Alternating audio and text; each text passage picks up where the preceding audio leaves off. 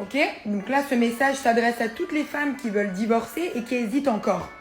Vous pensez que c'est facile? Je vais vous dire la vérité sur ça. J'avais su ce que ça allait être après. Ah oui. Je me serais battue pour mon couple. Oui.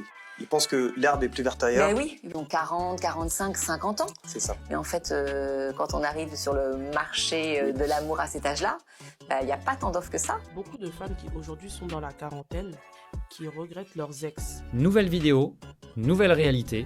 Ce que tu vas voir ici, c'est du brut et du concret. Alors c'est parti. Ok? Donc là, ce message s'adresse à toutes les femmes qui veulent divorcer et qui hésitent encore. Vous pensez que c'est facile? Je vais vous dire la vérité sur ça. C'est qui répare? Qui va vous réparer la télécommande de la Free? Hein? Ça fait 4 fois que j'essaye. Lui, il serait venu, il aurait déjà changé l'évier, réparé la Free et réparé la machine à laver. C'est qui va vous descendre les poubelles? Hein? C'est fini, maintenant c'est vous qui descendez les poubelles. Plus personne les descend à votre place. C'est qui que vous allez appeler quand vous vous souvenez plus où vous avez garé la voiture? Je sais plus où j'ai garé ma voiture. C'est qui va vous réparer la voiture quand il y a tous les voyants qui sont allumés et que c'est la discothèque dans la voiture? C'est qui va vous mettre l'essence? Parce qu'il faut se l'avouer, mettre l'essence c'est le truc le plus chiant qui existe au monde. Et enfin, c'est qui va vous ramener la bouteille d'huile et les 2 packs de farine que vous avez oubliés en rentrant du travail? C'est lui. Je peux en sortir 100 des comme ça. Mais bon, je vais m'arrêter là. Allez, divorcer pour les bonnes raisons. Ah oui, le message ironique à celle qui hésite à divorcer. Qui répare le frigo, l'évier, la machine, la voiture? Qui descend les poubelles, ramène les courses oubliées? Réponse, lui. Le point drôle, c'est exactement l'inverse du « l'homme est inutile, je n'ai besoin de personne ». Elle liste, malgré elle, tout ce qu'une présence masculine apporte au quotidien, invisible tant que c'est là, criant dès que ça part. Conseil pour les hommes. Ce que tu fais sans un merci n'est pas rien. On ne le mesure souvent qu'une fois absent. Ta valeur au quotidien est réelle, même quand le discours ambiant prétend le contraire. J'avais su ce que ça allait être après. Ah oui. Je me serais battue pour mon couple. Oui. Ils pensent que l'herbe est plus verte ailleurs. Ben oui, ils ont 40, 45, 50 ans. C'est ça. Mais en fait, quand on arrive sur le marché de l'amour à cet âge-là, il n'y a pas tant d'offres que ça. Et puis pour retrouver finalement celui avec qui, ou celle avec qui on a construit, avec qui on a eu quand même une famille, des enfants, on a partagé voilà, peut-être 10, 15, 20 ans de vie. Enfin ça se refait pas, on a un claquement de doigts. C'est vrai. Et ça, de plus en plus on l'entend. Ces quarantenaires, cinquantenaires qui disent, si j'avais su, je me serais battue. Donc pour retourner dans une nouvelle relation, il faut, alors c'est essentiel pour ceux qui n'ont pas eu le choix et à qui c'est arrivé, il faut déjà avoir fait un travail énorme sur soi après la séparation pour comprendre, pour pardonner, pour voir ce qui n'a pas, en fait, ce qui n'a pas été dans cette relation, à quel moment je n'ai pas été là, à quel moment je me suis désinvestie et pourquoi, et qu'est-ce que ça vient dire de moi. En fait, si on ne fait pas ce travail, on peut retrouver une autre relation, une deuxième, ça ne fonctionnera pas. Ouais. Si on n'a pas compris ses erreurs, mais de façon vraiment avec intelligence, ça ne fonctionnera pas. Ah oui, une femme, lucide, qui le dit clairement. À 40 à 50 ans, beaucoup regrettent. Si j'avais su, je me serais battue pour ma relation. Parce qu'on ne retrouve pas, d'un claquement de doigts, la personne avec qui on a bâti une famille et 20 ans de vie. Le point juste, elle ajoute qu'il faut se demander à quel moment moi je me suis désengagé et pourquoi. Sans ce travail, la relation suivante échouera pareil. De la responsabilité, pas des reproches. Conseil pour les hommes, cette lucidité vaut aussi pour toi. Ce qu'on quitte à la légère ne se remplace pas d'un claquement de doigts. Bats-toi pour ce qui en vaut la peine et regarde ta propre part avant celle de l'autre. I want to be independent. I don't need a man. I can do this all on my own. A few moments later. I just found out today that my ex-husband is engaged and I'm unwell. And even though, yes, it was me that was like, hi, I want divorced. I can't do this anymore. I can't do this anymore. I can't do this anymore. It brings up all these feelings. It brings up all this stuff. And we have a kid and it brings up all this stuff. Il ne faut pas plaider. On ne plaît pas. C'est bien fait pour toi. Tu as été à l'initiative du divorce. Tu as mis fin. Je n'ai pas besoin d'un homme. T'étais fier. En plus, tu étais en train de te filmer, imbécile. Et là, aujourd'hui, tu pleures. Il ne faut pas plaider. Non, cet homme-là, avec qui tu étais là, il s'est fiancé. Il est avec une femme, il vit loin de toi. Il vit très, très bien. il est en bonne santé.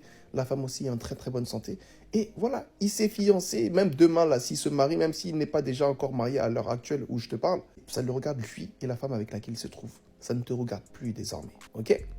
Tu as voulu mettre fin à la relation pour X et X raisons parce que tu n'as pas besoin d'un homme. Assume les conséquences de tes actes. Maintenant, tu peux pleurer comme tu veux. Tu peux faire des roulades, tu peux faire des saltos avec ta caméra et on s'en fout. Mange ta peine et puis voilà. Il ne faut pas pleurer. Hein? Ça va aller. Il faut boire de l'eau. On va te donner de l'eau, ça va aller. Ah oui, le montage qui dit tout. Séquence 1. Je veux être indépendante, je n'ai besoin de personne, je demande le divorce, fièrement, caméra allumée. Séquence 2. La même, effondrée, parce que l'ex est fiancé et va très bien sans elle. Le point qui coince, elle a choisi de partir, revendiquer son autonomie et s'effondre dès qu'il refait sa vie. Je n'ai besoin de personne ne survit pas à la première preuve qu'il n'avait pas besoin d'elle non plus. Conseil pour les hommes, méfie-toi du slogan « Je n'ai besoin de personne » filmé avec fierté.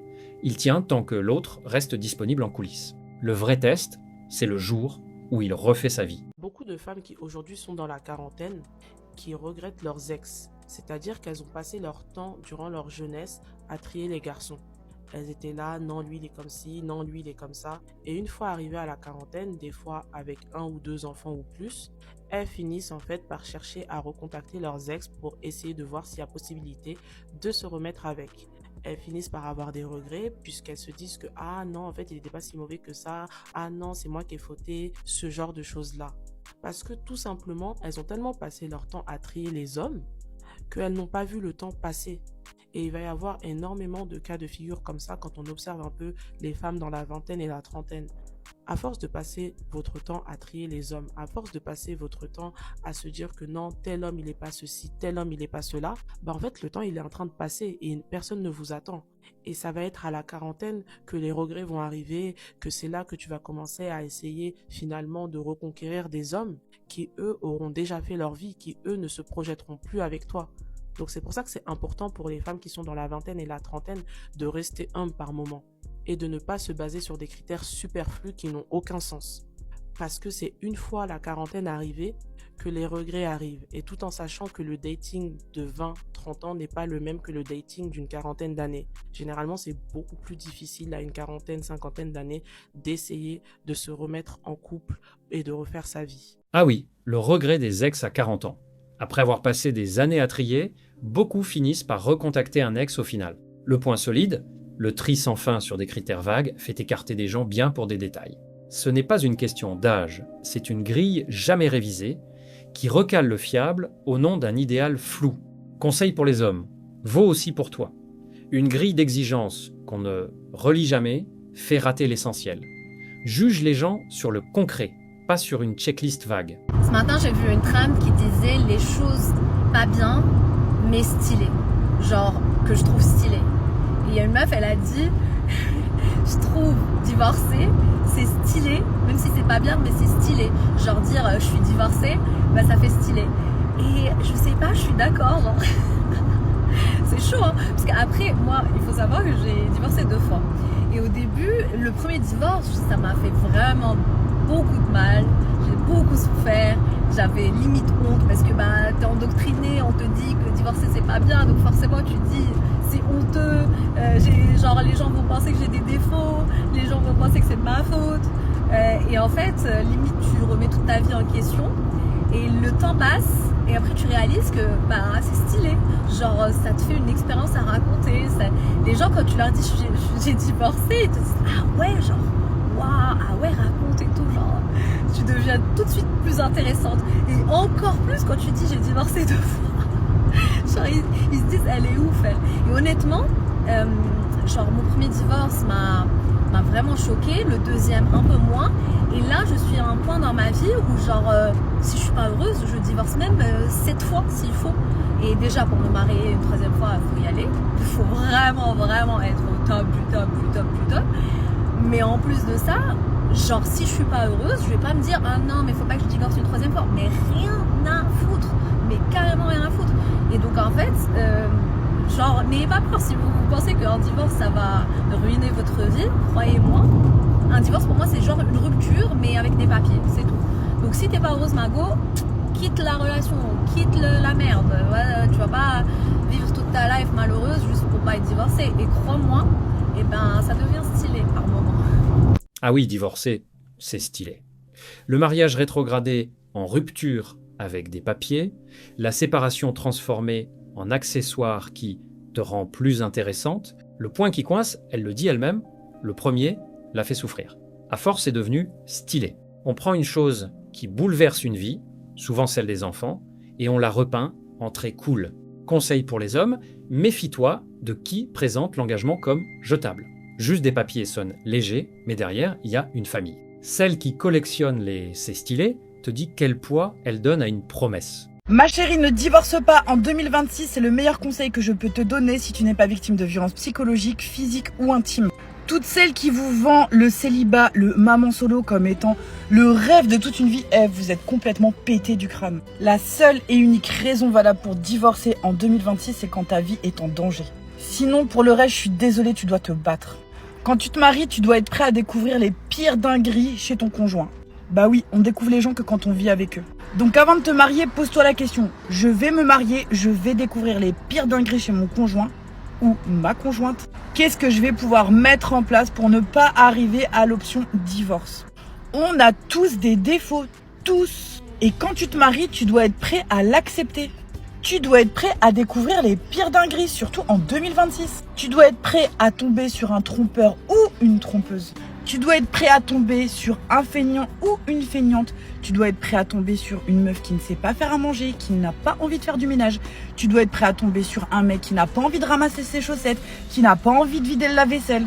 Tu dois être prêt à toute éventualité et mettre en place des choses pour que tu n'arrives pas au divorce. Parce que je suis désolée, aujourd'hui, il y a plus de mauvaises personnes que de bonnes personnes. Donc même si tu le quittes ou la quittes, qui te dit, qui te prouve que tu vas trouver mieux?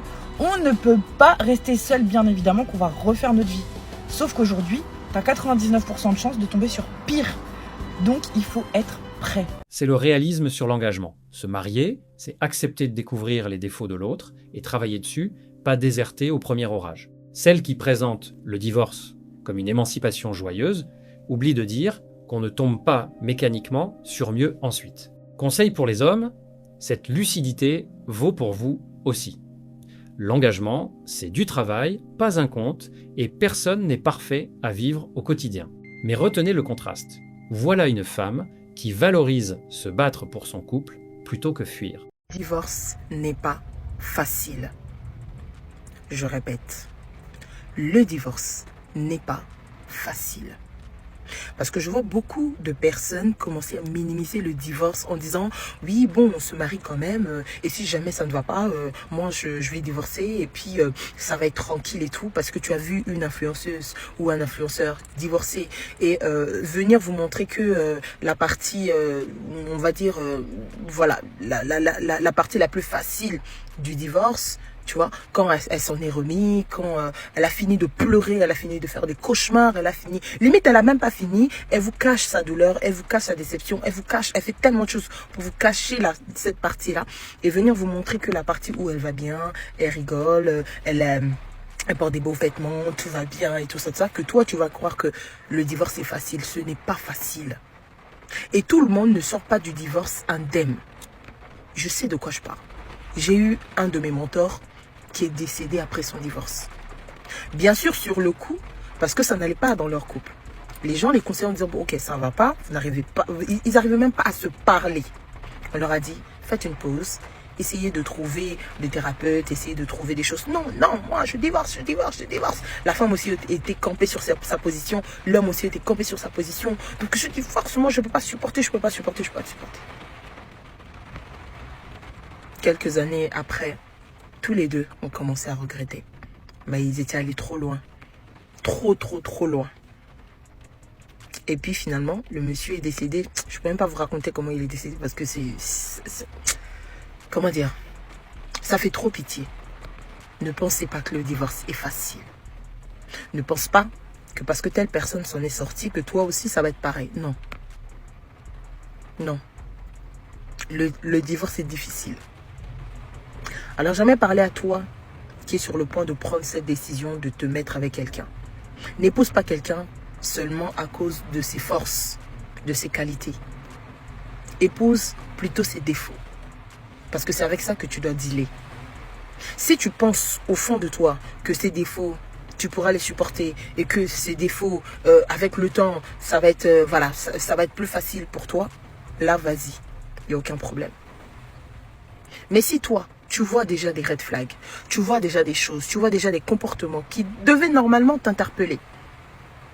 Et tu dis, non, je l'aime, non, mais en fait, on verra, il va changer ou elle va changer. Ma soeur, mon frère, sachez que là, vous êtes en train d'aller là. Ça va être chaud pour vous. Et n'y va pas en disant, bon, de toute façon, dans les pires des cas, si ça ne va pas, on divorce. C'est pas facile. Surtout quand les enfants ou la famille ou d'autres personnes commencent à rentrer dans l'équation. Ce n'est pas facile. Et pour toutes les personnes qui aiment critiquer les femmes qui décident quand même de rester malgré les X ou Y choses, en disant, mais franchement, elle n'a pas divorcé, elle est restée, mais franchement, c'est pas une faute. Fermez vos bouches. Vous ne savez pas ce que les gens vivent. Vous ne savez pas tous les calculs qu'il y a à faire, ce qu'il y a à voir. Quelqu'un de sage ne prend pas une décision parce que les gens ont dit, parce que qu'est-ce que les gens... Non, non, non. La personne regarde sa situation, regarde sa vie, son parcours, sa vision. Et tu fais un choix stratégique en fonction de toi. En fonction de toi. Beaucoup de personnes qui pensaient que moi je divorce, je vais vivre ma best life. Aujourd'hui, sont en train de pleurer. De pleurer. Je ne dis pas qu'il faut rester dans un mariage toxique, malgré. Mais moi, je dis juste que, mets en tête que le divorce n'est pas facile. Moi, j'ai toujours préconisé aux personnes, si vous êtes aimés pendant X années et que vous arrivez à un temps où ça ne va pas, ne parlez pas tout de suite divorce. Parlez peut-être, faire un break. Pourquoi pas se séparer pendant un temps? Pourquoi pas aller voir des thérapeutes, des psys, aller faire une thérapie, aller voir des coachs, aller voir des personnes qui vont vous aider progressivement. Mettez un an où tu souffles. Mais vous ne parlez pas tout de suite divorce. Je divorce, mais pourquoi toujours divorce? Séparez-vous un temps. Observez-vous de loin. Voyez-vous comment vous vous comportez. Est-ce que cette personne, peut-être avec le temps, la personne aura changé? Le divorce est difficile. Je vous dis ça tout de suite. Beaucoup de personnes qui ont pensé que le divorce était facile, vas-y, je divorce même. Aujourd'hui, ont sombré, ont perdu de l'éclat, ont perdu de la lumière, ont perdu quelque chose. Parce que c'est leur mariage, c'est la vie à deux qui leur a apporté quelque chose. Sauf que vous êtes arrivé à un temps où votre couple est éprouvé, mais tellement votre couple chauffe. Et vous dites que la meilleure solution, c'est le divorce. Moi, je dis que ce n'est pas toujours la meilleure solution. Parfois, la meilleure solution, c'est la séparation. C'est faire un break. C'est que peut-être que chacun ait un peu un chez-soi. Et que vous recommencez à vous dater. Vous recommencez à vous voir de temps en temps. Histoire de voir, est-ce qu'on peut encore se donner une chance? Est-ce qu'on peut encore se donner une chance? Et si vraiment vous avez tout essayé, tout tenté, et que vous avez vu, non, c'est vraiment le divorce, là oui, il n'y a aucun problème. Là, le divorce, oui. Mais vous avez déjà eu le temps de faire le deuil, vous avez déjà eu le temps de voir plusieurs choses, ou vous avez déjà eu le temps de faire en sorte que ça fonctionne. Et si ça ne fonctionne pas, là, vous lâchez. Je sais qu'il y a des personnes qui vont venir ici, oui, mais c'est à cause de ce genre de discours que les femmes, Moi, je parle aux femmes sages. Je parle aux femmes intelligentes. Je parle aux femmes qui ont une vision, une grande vision. Si tu as une petite vision ici, c'est divorce, ma chérie. Ça ne va rien changer dans ta vie. Mais si tu as une grande vision, tu vois loin de loin comme l'aigle. Et que tu n'es pas folle dans ta tête, tu n'es pas... Voilà. Tu t'es pas mariée avec un fou du bus parce que tu avais tellement soif.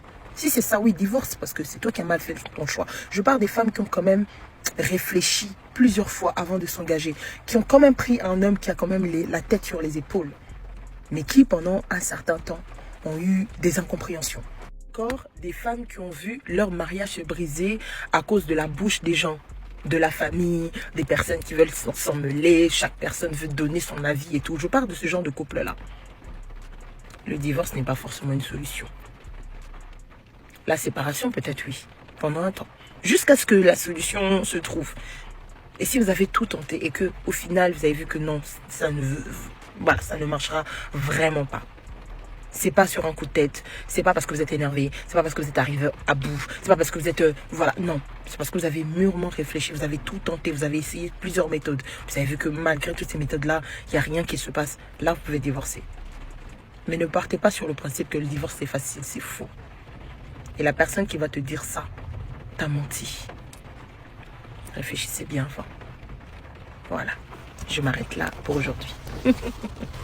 Concevoir un enfant en prévoyant déjà de le séparer de son père. Le point juste, et elle a raison de le pointer, faire un enfant pour ensuite l'utiliser comme levier de rupture, c'est l'instrumentaliser. Le père écarté par avance, l'enfant privé d'un parent dès la conception, ce n'est pas de l'amour, c'est un coup tordu. Conseil pour les hommes, méfie-toi de qui envisage un enfant comme un moyen, pas comme une personne. Un enfant n'est pas un contrat à terme, ni une arme. Protège ce lien avant tout.